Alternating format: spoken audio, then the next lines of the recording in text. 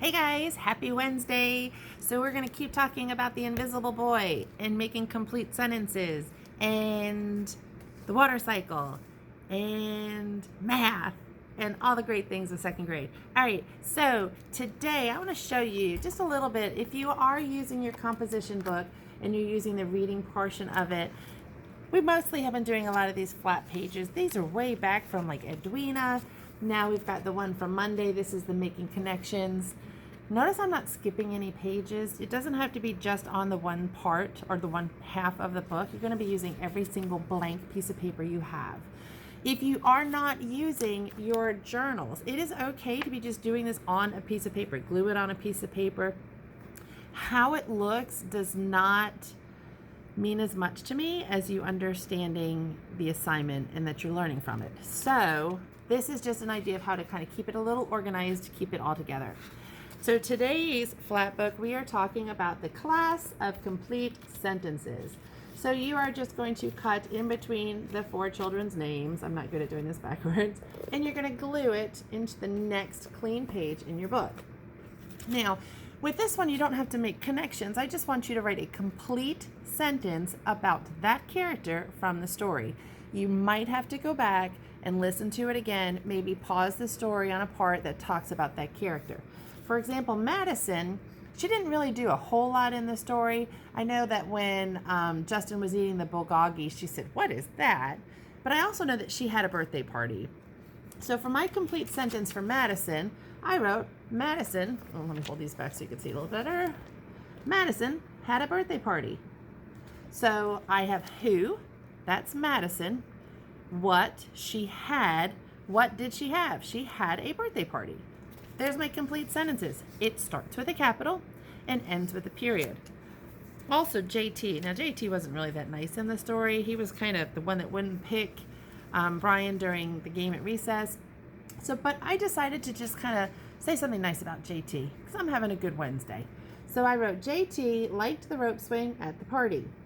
Now, I had to go back to the beginning of the story where they were talking about Madison's party, and I saw that. So that is a complete sentence about JT. So you are going to do that for all four of your characters. Now, I want you to see, when I close mine, the writing went past the flap. That's okay. Just try to keep it so it doesn't go into the next person's. So try to do it small, staying in between those lines, and making sure that you're writing that complete sentence with a capital, a period, and then read it to yourself after you write it and say, does that make sense? Okay, so that is your class of complete sentences worksheet.